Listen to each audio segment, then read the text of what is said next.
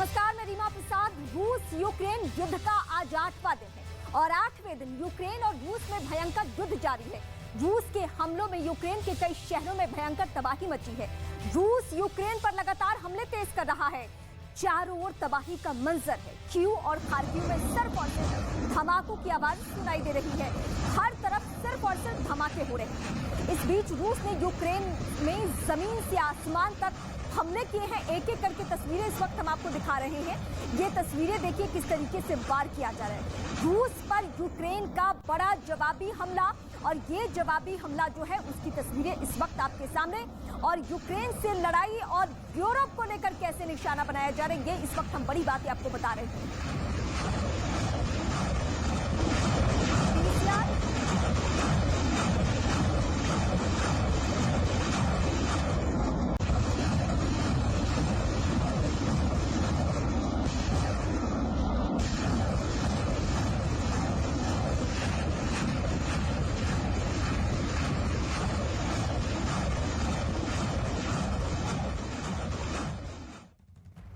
और इस वक्त एक बड़ी खबर, रूस यूक्रेन युद्ध पे इस वक्त की सबसे बड़ी खबर। यूक्रेन की समुद्री सीमा पर रूस इस वक्त मौजूद है।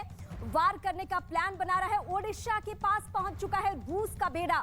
इस वक्त की सबसे बड़ी खबर हम आपको बता रहे हैं। रूस यूक्रेन की समुद्री सीमा तक पहुंच चुका है।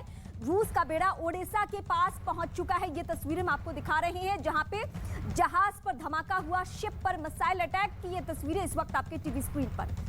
ये सबसे बड़ी तस्वीर इस लिहाज से, क्योंकि आप देखिए एक एक करके कैसे हमले किए जा रहे, कैसे वार किए जा रहे। जहाज पर धमाका, इमारतों पर हमला, मिसाइलें दागी जा रही है। और बीते 24 घंटे की तो स्थिति ये रही है। बीते 24 घंटे में सबसे ज्यादा नागरिकों की जान गई है।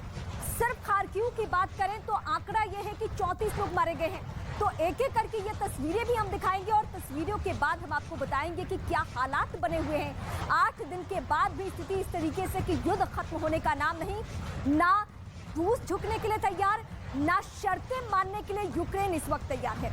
लेकिन इस बीच गोले बारूद जिस तरीके से दागे जा रहे हैं और कैसे टारगेट क्लियर है, ये इस वक्त आपके टीवी स्क्रीन पर तस्वीरें।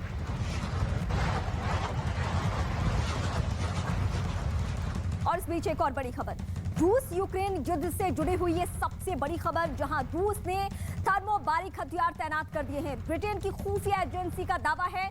इस वक्त हम सबसे बड़ी जानकारी आपको बता रहे हैं। रूस यूक्रेन युद्ध पे इस वक्त की सबसे बड़ी जानकारी, जहां थर्मोबारिक हथियार तैनात किए गए हैं। और ये दावा है किसका? ब्रिटेन का दावा है, खुफिया एजेंसी का दावा। इस वक्त थर्मोबारिक हथियार तैनात किए गए हैं। ब्रिटेन की खुफिया एजेंसी का ये दावा है। और एक्सपर्ट्स क्या इस हथियार को लेकर, या S-400 है उसको लेकर क्या कहते हैं, इस पे हम आगे बात करेंगे। लेकिन इस बीच एक एक करके तस्वीरें आपके सामने, और ये तस्वीरें ही इस बात की तस्दीक करती हैं कि 8 दिन गुजर चुके हैं। युद्ध का जो रुख है वो बिल्कुल ही कमजोर नहीं है। वो और भी ज्यादा रूसी सैनिक अग्रेसिव हो चुके हैं। तो ऐसे में डंके की चोट पर सवाल यह है कि क्या रूस यूक्रेन युद्ध अब विश्व युद्ध की ओर बढ़ रहा है? क्या यह युद्ध विश्व युद्ध में तब्दील हो जाएगा? ये सवाल इसलिए क्योंकि यूक्रेन ने दावा किया है कि रूस का एक मेजर जनरल युद्ध के दौरान मारा गया। यूक्रेन का यह दावा अभी तक का सबसे बड़ा दावा इस लिहाज से माना जा रहा है क्योंकि इस रैंक के अधिकारी अभी कोई मारे नहीं गए थे और इस तरीके का कोई दावा नहीं किया गया था। ये टीवी स्क्रीन पर उनकी तस्वीर भी हम आपको दिखा रहे हैं। इन्हीं अधिकारी के मारे जाने की खबर निकलकर सामने आ रही है। यूक्रेनी सैनिकों का दावा है कि हमने मेजर जनरल, रूस के मेजर जनरल को मार गिराया है। ये युद्ध में फिलहाल लीड कर रहे थे टुकड़ियों को और फिलहाल इनके मारे जाने की खबर आ रही है। तो लड़ाई में मारे गए रूसी मेजर जनरल सबसे बड़े अधिकारी हैं। अब तक के नुकसान की ज्यादातर खबरें यूक्रेन की ओर से थी, लेकिन यूक्रेन में हो रही तबाही के बीच रूस को झटका देने वाली ये बहुत बड़ी खबर है। एक और रूस को अब तक सबसे बड़ा नुकसान हुआ है, तो दूसरी ओर इस युद्ध में यूक्रेन की मदद करने वाली स्वीडन ने पहली बार बहुत बड़ा दावा किया। उसका दावा क्या है? स्वीडन ने कहा है कि रूसी फाइटर जेट रूस के इलाके में घुसे थे। पहली बार रूस यूक्रेन के अलावा किसी और देश में घुसा। आपको हम ये भी बता रहे हैं कि स्वीडन ने इस लड़ाई के लिए यूक्रेन को 5000 टैंक दिए हैं, जिसके बाद रूस ने यह चेतावनी दी थी कि अगर कोई देश यूक्रेन की मदद करेगा तो उसे इसका अंजाम भुगतना होगा। ये इस वक्त बड़ी जानकारी 2 एंगल से हम दे रहे हैं कि स्वीडन का क्या दावा है, उसकी एयर स्पेस का इस्तेमाल हो रहा है। इसके अलावा मेजर जनरल को मार गिरा है यूक्रेनी सैनिकों ने।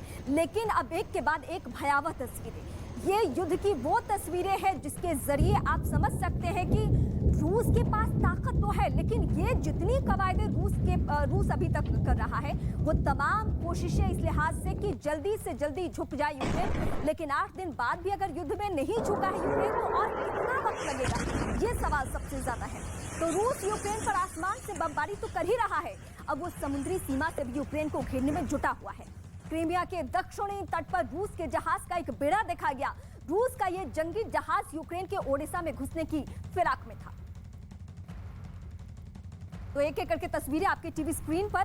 पुतिन का प्लान क्या है और क्या तबाही मचाना मकसद है या मकसद कुछ और है, ये पूरी दुनिया को बीते 8 रोज में पता चल चुका है। ये सबको मालूम है कि ये ताकत यूक्रेन की सरजमीन का इस्तेमाल करके पश्चिमी देशों को दिखाया जा रहा है।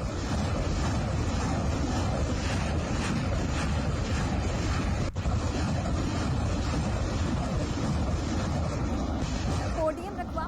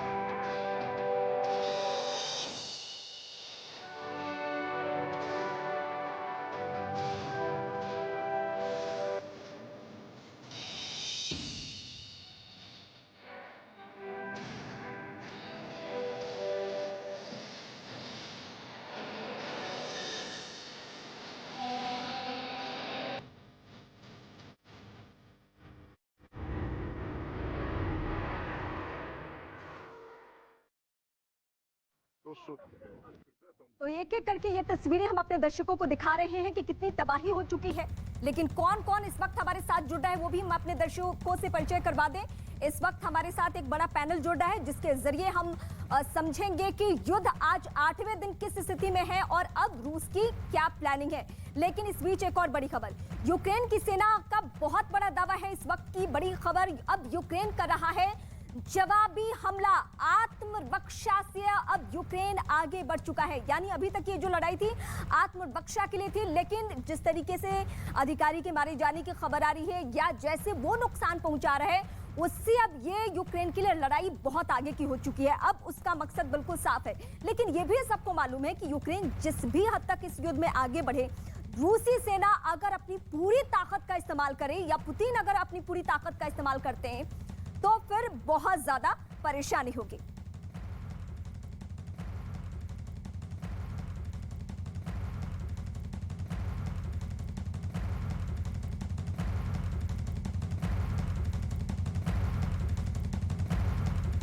तो इस वक्त हम अपने गेस्ट से सबसे पहले आपका परिचय करवा दें। कर्नल शैलेंद्र सिंह जो इस वक्त हमारे साथ स्टूडियो में मौजूद हैं, सर आपका बहुत स्वागत है।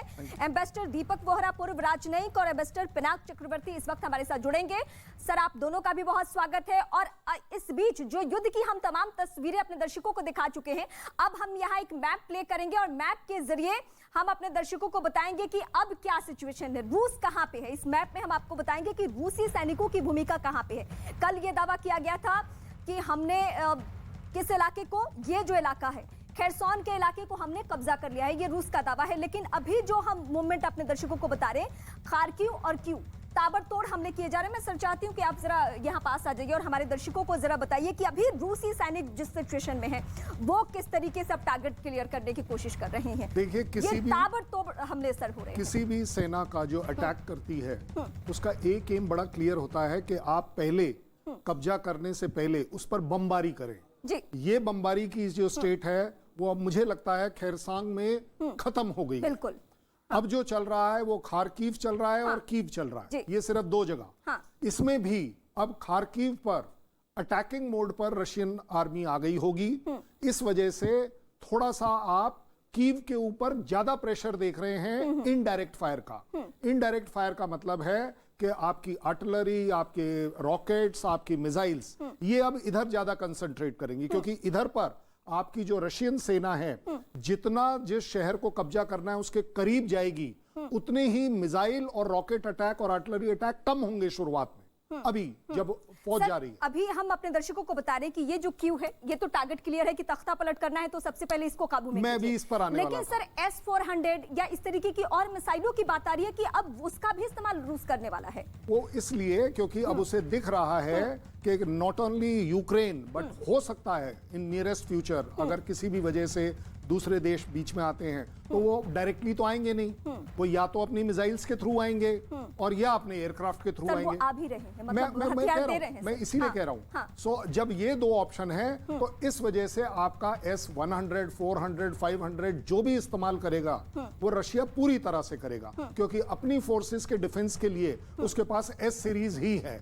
सो इस पॉइंट ऑफ व्यू से मैं ये जरूर कहूंगा कि कीव जब आप कब्जा कर लेंगे तो आपके ये जो बाकी जगहों पर जो लड़ाई हो रही है वो बेमानी हो जाएगी। ठीक है सर, ये मैप हमने अपने दर्शकों को बता दिया कि रूसी फौज की पोजीशनिंग अभी क्या है। आप यहाँ पे आ जाइए। अब मैं दर्शकों को ये 10 तस्वीरें जरा दिखा दूं। ये युद्ध की 8 दिनों की तस्वीर एक के बाद एक, लेकिन बीते 24 घंटे में कितनी भयावह स्थिति आ चुकी है वो हम बता रहे हैं। लेकिन इस बीच एक और बड़ी खबर क्या है, ये जरा हम अपडेट कर दें अपने दर्शकों को। इस वक्त की सबसे बड़ी जानकारी, रूस यूक्रेन युद्ध पे इस वक्त बड़ी खबर, रूस ने थर्मोबारिक हथियार तैनात कर दिए हैं। ब्रिटेन की खुफिया एजेंसी का यह दावा है, ब्रिटेन की जो खुफिया एजेंसी है वो अलर्ट है और लगातार वो निगरानी कर रही है कि रूस का अगला कदम क्या है, अगला रूस का स्टेप क्या है। तो अभी क्या बातें आ रही है, थर्मोबारिक जो हथियार है उसका इस्तेमाल हो सकता है, ये ब्रिटेन की खुफिया एजेंसी का दावा है। इस वक्त हम सबसे बड़ी जानकारी अपने दर्शकों को दे रहे हैं, तस्वीरें दिखा रहे हैं, मैप के जरिए समझा रहे हैं। लेकिन 8 दिन के बाद युद्ध की जो स्थिति है उसके बाद क्या नौबत है, इसके लिए हमें सीधे अपने मेहमानों का रुख करना होगा। इस वक्त कर्नल शैलेंद्र सिंह रक्षा विशेषज्ञ मेरे साथ मौजूद हैं, एम्बेसडर दीपक वोहरा पूर्व राजनयिक। सर, ये 8 दिन गुजर चुके हैं, हर दिन हम आपसे यही सवाल पूछते हैं कि 8 दिन बाद ये सबको मालूम है कि रूस की स्थिति क्या है। रूस अगर चाहे तो 24 घंटे में यहां ऐसी तबाही ला दे जिसकी किसी ने कल्पना नहीं की थी, लेकिन रूस अभी तक जो भी कर रहा है वो सिर्फ प्रेशर के लिए। लेकिन ये प्रेशर और कितना दिन खींचेगा?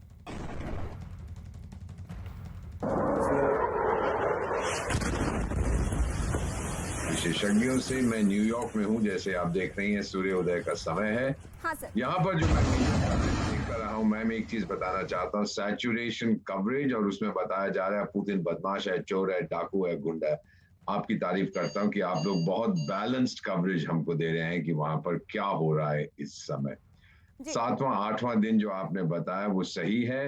लड़ाई में पहली जो मौत होती है वो सच्चाई की होती है। बड़ा आसान, बहुत छोटी सी चीज है। शुरू से पुतिन साहब ये कहते रहे हैं कि नेटो में मत जाइए, और जो वोलोदिमीर ज़ेलेंस्की है उनसे कहते रहे हैं कि आप देश छोड़कर निकल जाइए। मैम, ये जंग है 2 व्लादिमीर्स का, एक है व्लादिमीर पुतिन, दूसरा है व्लादिमीर ज़ेलेंस्की, उसकी यूक्रेनियन प्रोनाउंसिएशन वोलोदिमीर है।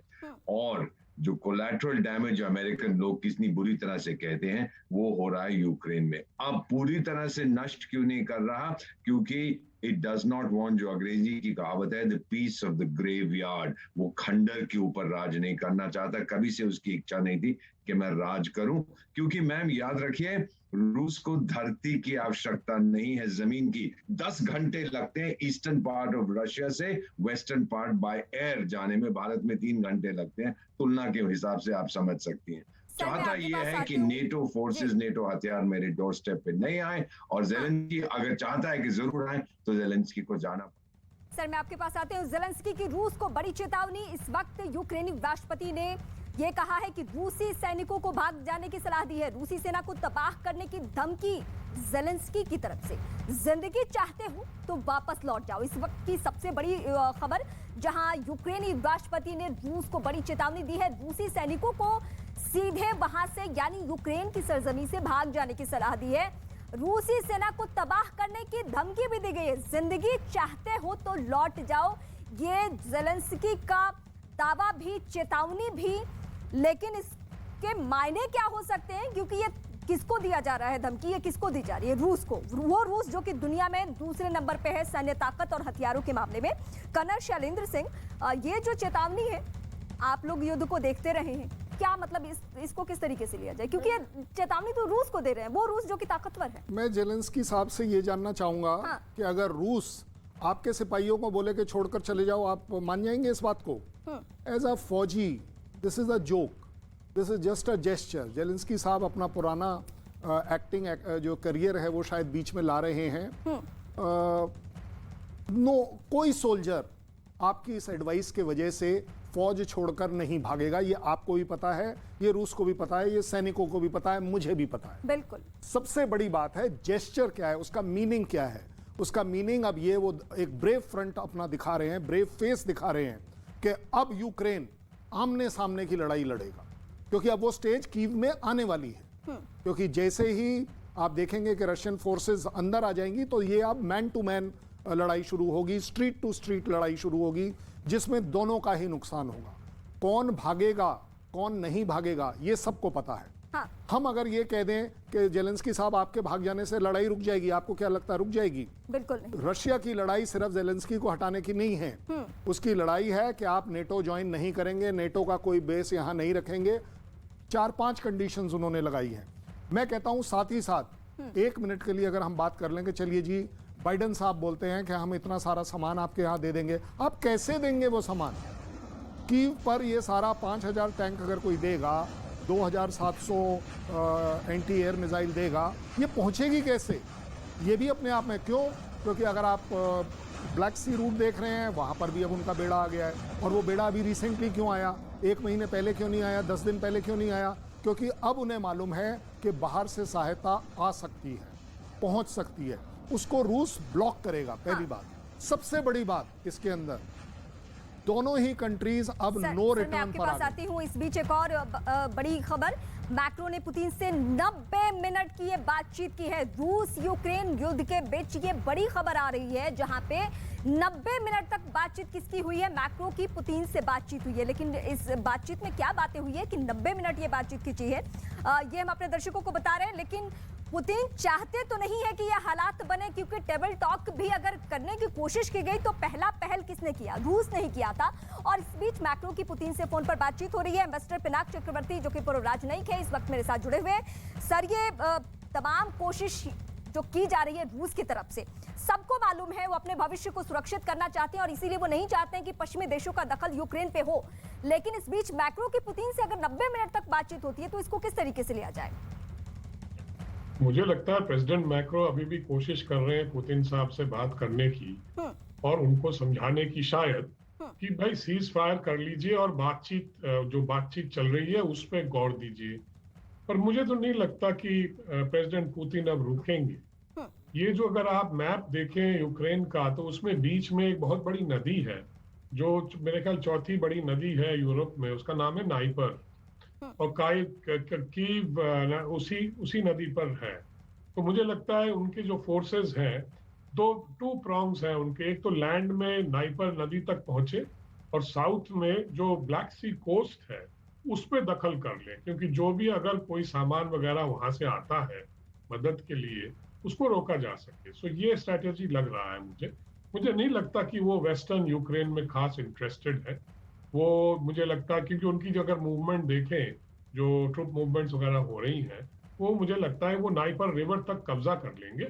और ये जो उन्होंने पहले किया था, अगर आपको याद है, जॉर्जिया में जो वो साउथ ओसेटिया वगैरह और चेचनिया में जो रशियन स्पीकिंग एरियाज थे उनको उन्होंने अपने साथ मिला लिया, मतलब एक पार्टीशन सा कर दिया वहां पे। और ग्रोजनी को एकदम उन्होंने ध्वस्त किया था। ये उसी का रेपुटेशन मुझे लग रहा है। बिल्कुल सर, आपने दो टुक बातें कही कि पुतिन रुकेंगे नहीं, किसी भी सूरत में रुकेंगे नहीं। लेकिन इसी बीच एक और बड़ी खबर हम अपने दर्शकों को बता दें, इस वक्त की सबसे बड़ी जानकारी, रूस ने यूक्रेन के 100 जेट ध्वस्त करने का दावा किया है। अभी तक जो यूक्रेन की तरफ से दावा था, उस दावे के बीच एक और बड़ा दावा निकलकर सामने आया है। 100 यूक्रेनी लड़ाकू जेट ध्वस्त किए गए हैं। इस वक्त की बड़ी जानकारी हम अपने दर्शकों को दे रहे हैं। युद्ध 8वें दिन की सूरत में पहुंच चुका है, जहां ना यूक्रेनी सैनिक पीछे हटने को तैयार है ना रूसी सैनिक, दोनों ही एग्रेसिव हो चुके हैं। लेकिन इस बीच ज़ेलेंस्की का जो दावा था और जो रूसी सैनिकों की कोशिश है और जो दलीलें इस वक्त निकलकर सामने आई है वो ये कि हमने 100 जेट ध्वस्त कर दिया है। और सीधे मैं दीपक वोरा जो कि पूर्व राजनयिक सीधे न्यूयॉर्क से मेरे साथ जुड़ रहे हैं। वोरा सर, ये जो दोनों के तरफ की दलीलें हैं और दावे हैं कि हमने ये ध्वस्त कर दिया, हमने वो ध्वस्त किया, ये सिलसिला कहीं रुकेगा, कहीं थमेगा, कुछ होगा इसका समाधान? लेकिन एक मुझे और युद्ध की स्थिति को समझना आपसे ये है कि आज ये कहा गया यूक्रेनी सेना की तरफ से कि हमने मेजर जनरल रैंक के अधिकारी को मार गिराया है। किसी मेजर जनरल का युद्ध में मारा जाना ये किस तरीके से लिया जाए? ये तो आपको जनरल साहब जो हम आपके साथ जो हमारे डिफेंस विशेषज्ञ हैं वो बताएंगे। काफी सीरियस है। अगर वो लीड फ्रॉम द फ्रंट कर रहे थे जिस तरह भारतीय सेना के अफसर जो दुनिया के सर्वश्रेष्ठ हैं वो करते हैं तो हो सकता है कुछ ऐसा हादसा हो गया हो। आपने एक प्रश्न जो पूछा था अभी और कितनी अच्छी तरह से एम्बेसडर पिनाक चक्रवर्ती ने जवाब दिया। उनकी होशियारी को, उनके इंटेलिजेंस की बराबरी मैं नहीं कर सकता। ये तीसरी बार है मैम, याद रखिएगा, जब सोवियत संघ जो 15 देश थे वो आपस में भिड़ गए हैं। दो, पहला हुआ था आर्मीनिया, अजरबैजान, और रूस ने सहायता की थी आर्मीनिया की अर्ली 90s। फिर जॉर्जिया के साथ भिड़ा था रूस और अब लड़ रहे हैं यूक्रेन के साथ। इतना बता दूं, एक दूसरे को पूरी तरह से समझते हैं। 30 साल तो हैं सोवियत यूनियन को टूटे हुए। जो सीनियर ऑफिसर्स हैं मिलिट्री और दोनों साइड में पहले एक दूसरे के साथ रहते थे, अब जंग कर रहे हैं। They understand each other perfectly. सिर्फ एक सवाल उठता है मैम जो आपने पूछा है कि हो क्या रहा है। नेटो क्यों चाहता है कि यूक्रेन हमारा सदस्य बने? क्या यूक्रेन नेटो की रक्षा करेगा रूस से? यूक्रेन क्यों बनना चाहता है? क्योंकि वो सिक्योरिटी चाहता है रूस के अगेंस्ट। रूस क्यों बनना चाहता है? बिल्कुल सर, मैं आपके पास आती हूँ। एक और बड़ी खबर, पुतिन के करीबी की यॉट जब्त हो चुकी है। फ्रांस की रूस पर ये कार्रवाई, पुतिन के करीबी की यॉट जब्त हो चुकी है। और ये बीते 2 दिन पहले ही इस तरीके से कदम उठाने की कोशिश की गई थी कि अब पुतिन के जितने करीबी हैं उनके ऊपर एक्शन करेंगे। और फ्रांस ने क्या किया है, रूस के ऊपर कार्रवाई के तहत पुतिन के करीबी की यॉट को जब्त किया है। इस वक्त की ये बड़ी जानकारी, चौतरफा घेरने की कोशिश पुतिन को, लेकिन ये सबको मालूम है, ये यूरोपियन कंट्री को भी मालूम है, ये दुनिया को भी मालूम है, ये सबको मालूम है कि पुतिन के रुख में जरा सा भी बदलाव नहीं होने वाला। शैलेंद्र सिंह, रक्षा विशेषज्ञ, इस वक्त मेरे साथ स्टूडियो में मौजूद है। कर्नल शैलेंद्र, ये जो आप पुतिन के इर्द गिर्द जो लोग हैं उनके ऊपर जो कार्रवाई देख रहे हैं, क्या इस कार्रवाई का कोई असर होने वाला है पुतिन पे? देखिए, असर तो नहीं होगा, but these are called as gestures. Internationally जब आप इस तरह से किसी की यॉट जो पुतिन साहब का करीबी है, आप उनको एक तरीके का मैसेज दे रहे हैं कि अब हम आपके करीबी लोगों को भी नहीं बख्शेंगे, उनकी भी जो संपत्ति है उसको हम जब्त करेंगे। लेकिन इसमें जो सबसे बड़ा पॉइंट आया था वो था मैक्रोन साहब का 90 मिनट की बात। मैं उस पर जरूर ये बोलूंगा, 90 minutes talk in international diplomacy is a big success. ये बहुत बड़ी सक्सेस है कि वो बात कर रहे हैं। अदरवाइज देखिए, 90 मिनट में बैठकर कितनी भी गप्पे मार लीजिए आप, लेकिन कहीं ना कहीं आप प्रोफेशनल बात जरूर करेंगे। और युद्ध के सिचुएशन में मैं इसीलिए कह रहा हूं, युद्ध छिड़ा हुआ, मैं यही कह रहा हूं कि जब आप प्रोफेशनल बात करेंगे तो इस समय प्रोफेशन क्या है। 1 मिनट के लिए मैं रुकूंगी। यूक्रेन में गूगल की सेवाएं रोक दी गई है। यूक्रेन में यूट्यूब, जीमेल ठप हो चुका है। यूक्रेन के मीडिया के हवाले से इस वक्त की खबर, सबसे बड़ी खबर अभी तक, हालांकि रूस को लेकर हम इस तरीके से खबरें बताते थे, लेकिन यूक्रेन में गूगल की सेवाएं ठप। इसके पीछे एक और पहलू है कि गूगल मैप ना ट्रैक कोई कर सके, इसको लेकर भी ये कदम उठाए गए थे। लेकिन आज की ये खबर से क्या संकेत मिल रहा है सर? इसके साथ साथ आप जरा ये भी बताइए, ये जो गूगल का एक्शन है। देखिए, ये जो जितना भी आपका ये जो टेक्नोलॉजिकल एडवांसमेंट है, इसको इसकी 2 तरफ की धार है।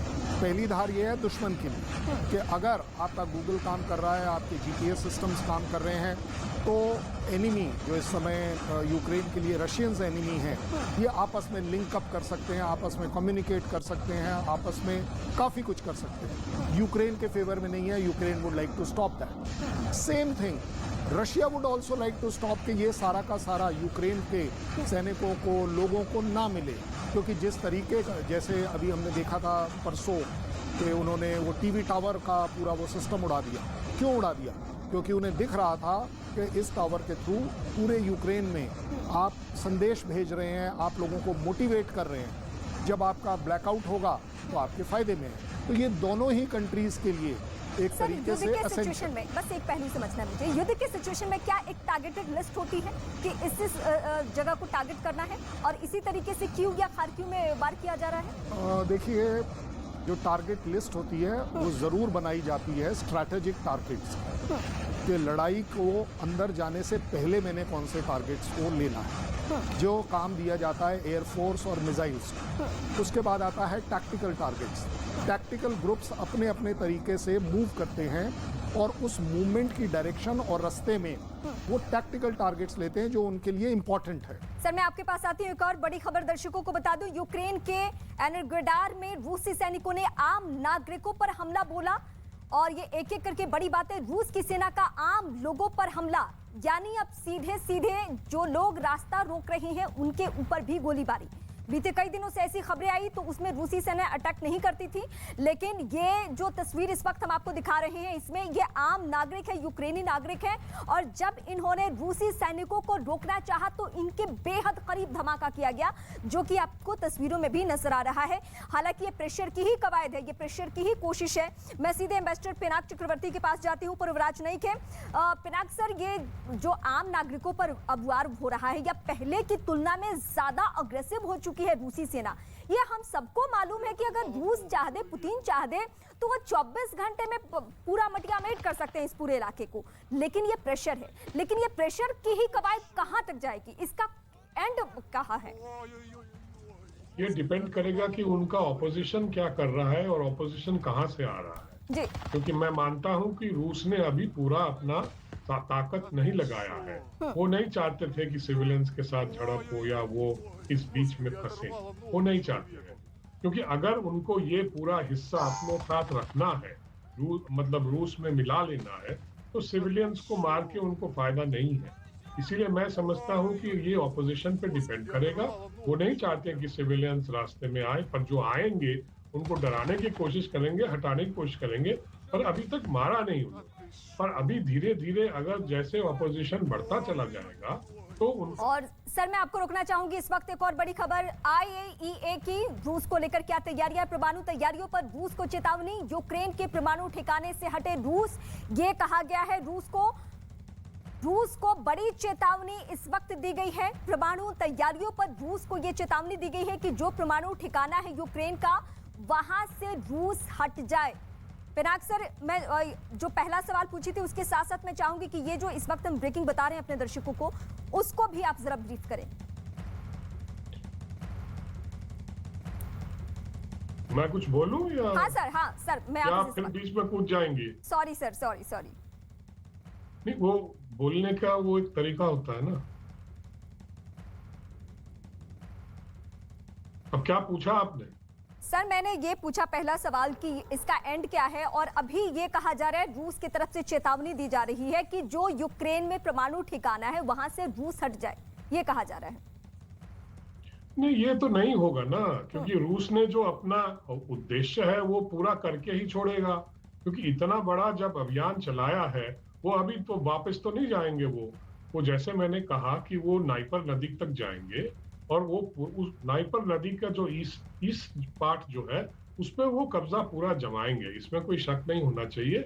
और अगर उनके रास्ते में कोई आए तो फिर वो उसको वो निपटेंगे उनसे। और अभी उन्होंने पूरी ताकत नहीं लगाई है, अभी तो हवाई ताकत तो लगी ही नहीं है, बहुत कम लगी है, एक आध लगी। अभी तो मिसाइल्स चल रहे हैं या गोलाबारी चल रहे हैं। अगर उन्होंने पूरी एयरफोर्स को लगाया तो फिर तो ये तो 2 दिन में खत्म हो जाएगा।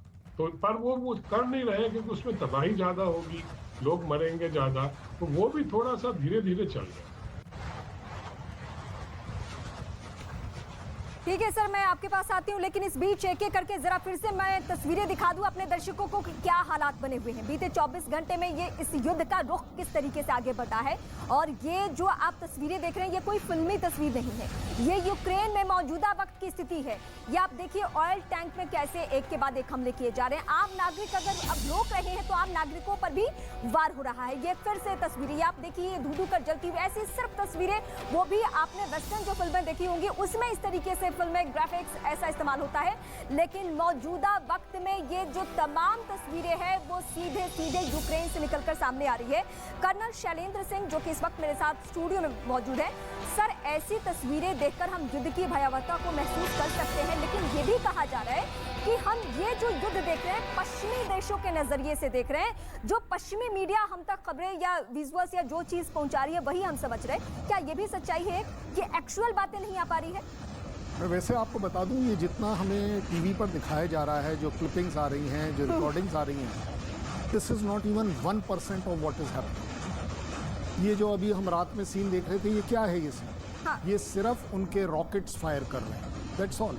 ये रॉकेट्स कितने एरिया को ले रहे हैं वो सबसे बड़ी, नहीं कर पा क्योंकि वो आप सब जगह सारी चीजें कवर नहीं कर पाएंगे। आप एक बिल्डिंग कवर कर लेंगे, 10 बिल्डिंग कवर कर लेंगे, अगर आप टोटल अप करेंगे आपको 50 से 60 बिल्डिंग नजर आएंगी। वहाँ कम से कम 5000 बिल्डिंग के ऊपर असर आया होगा फायरिंग का, क्योंकि जिस तरह की artillery firing, rocket firing Russia का कंसेप्ट है।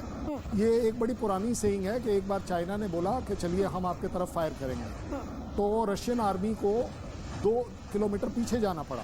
लेकिन जब रशियन आर्मी ने फायर खोला तो दुश्मन देश को 20 किलोमीटर पीछे जाने पड़ा। That is the kind of power they have. और ये जो हम एक्सपेक्ट कर रहे हैं, अब जैसे ये एक सिंगल ब्लास्ट है, इस सिंगल ब्लास्ट से आप स्ट्रेट अवे मेकआउट कर सकते हैं कि this is a missile oblique 1 rocket blast. ये इस तरह के कितने रॉकेट चले कोई काउंट कर रहा है? हर रॉकेट अपने आप जहां जाएगा वहां पर जाकर नुकसान करेगा, कोलेटरल नुकसान भी करेगा। मैं मान सकता हूं कि पुलिस हेडक्वार्टर को तो आप टारगेट कर रहे हैं, बिल्कुल specific, so that law and order वहां का खराब हो, पुलिस वालों का मोराल कम हो, पुलिस पब्लिक को गाइड ना कर पाए, ये तो मुझे समझ आता है। लेकिन आप किसी स्कूल को क्यों करेंगे? बिल्कुल। क्या कोई स्कूल चल रहा है? सर देखिए, जो आप बातें बता रहे हैं उसी से जुड़ी हुई एक और खबर हम अपने दर्शकों को बता दें। स्वीडन जो पहले भी कह चुका है, स्वीडन में 4 रूसी लड़ाकू विमान देखे गए हैं। स्वीडन की सेना ने तस्वीर जारी की है बाकायदा, और उसने कहा भी है, या आरोप भी लगा है कि उसके एयर स्पेस का इस्तेमाल हो रहा है। 4 रूसी लड़ाकू विमान देखे गए हैं। स्वीडन की सेना ने तस्वीर भी बाकायदा जारी की है और ये आरोप लग रहा है रूसी सेना पे कि 4 लड़ाकू विमान उन्होंने उनके एयर स्पेस में उड़ाया है और वहां से तस्वीरें भी भेजी है। ये तस्वीर आपकी टीवी स्क्रीन पर, ये स्वीडन के एयर स्पेस में ये तस्वीरें हैं और जहां से लड़ाकू विमान का मूवमेंट देखने को मिल रहा है। एम्बेसडर दीपक वोहरा जो कि इस वक्त पूर्व राजनयिक हमारे साथ जुड़े हुए हैं। वोहरा सर, ये युद्ध तो मैं बार बार वही पूछती हूँ आपसे कि ये युद्ध तो और भी आगे बढ़ता ही जा रहा है, लेकिन ये 2 दिन से फिर से टेबल टॉक की कोशिश हो रही है। एक राउंड बातचीत हो चुकी है, बेनतीजा रही बेलारूस में वो बातें, लेकिन अब कहा गया ज़ेलेंस्की की तरफ से कि सीज फायर पे आप बात कीजिएगा तो हम टेबल टॉक करेंगे। उसके बाद रूस ने बार बार ये कहा कि पहले बात करते हैं उसके बाद आगे की स्थिति। तो युद्ध रोकने के लिए बातचीत तो जरूरी है, लेकिन अभी भी क्या पश्चिमी देशों के अकॉर्डिंग ही चल रहा है यूक्रेन?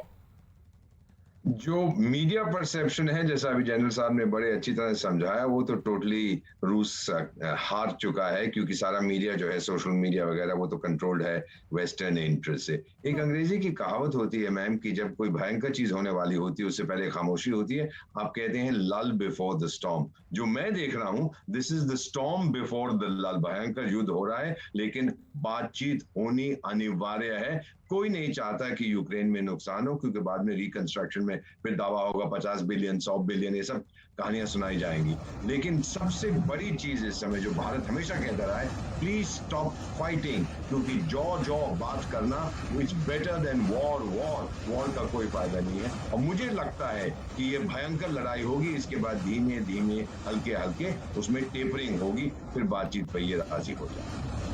सर मैं आती हूँ शैलेंद्र सिंह, कर्नल शैलेंद्र, अब आखिरी कमेंट हम आपसे ये चाहेंगे कि युद्ध की स्थिति में और युद्ध में जल रहा है इस वक्त यूक्रेन, और सबको मालूम है कि रूस एक हद तक प्रेशर बना रहे हैं, लेकिन ये प्रेशर ही सही कहाँ तक जाने वाला है? क्योंकि अब सीधे सीधे सर खारकिव से जो आज खबरें आई कि 34 लोग बीते 24 घंटे में मारे गए हैं। अगर आम लोग रोक रहे हैं तो अब उनके ऊपर वार हो रहा है, तो ये प्रेशर ही सही आम लोगों के ऊपर है सर अब।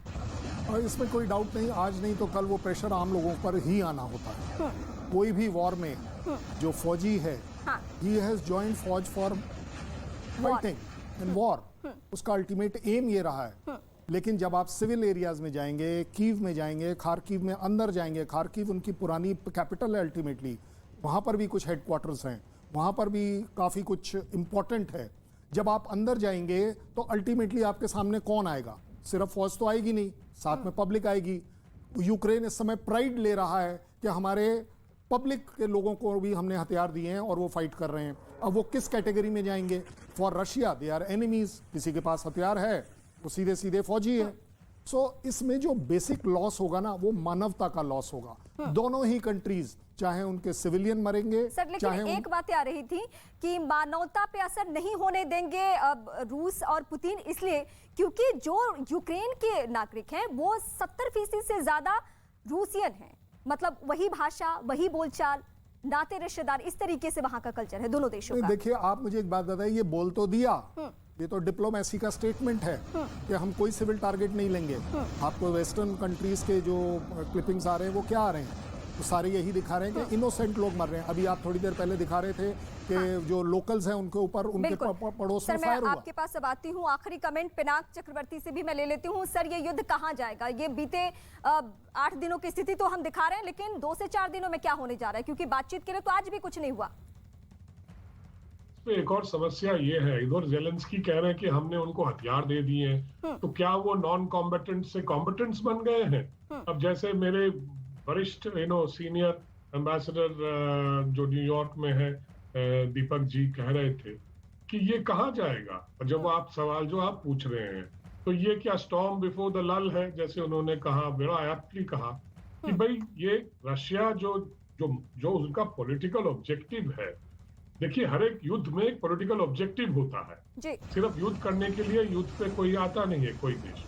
तो इसीलिए पॉलिटिकल ऑब्जेक्टिव ऑब्टेन करने के बाद ही बातचीत होगी या सीज फायर होगी, ऐसा मुझे लगता है। तो मेरे ख्याल में ये कुछ दिन और चलेगा, जब तक रशियन नाइपर नदी तक न पहुंच जाए और उनकी जो और भी जो पॉलिटिकल ऑब्जेक्टिव्स हैं कि कहां हमने ग्राउंड होल्ड करना है, वो जहां जब सर, तक आप सभी का बहुत तो शुक्रिया हमें वक्त देने के लिए। हमने आप तीनों के जरिए अपने दर्शकों को बहुत आसान तरीके से समझाया, बताया, तस्वीरें दिखाते हुए कि 8 दिन बाद भी युद्ध किस स्थिति में है और अभी आने वाले 2 से 4 दिनों में क्या होने जा रहा है।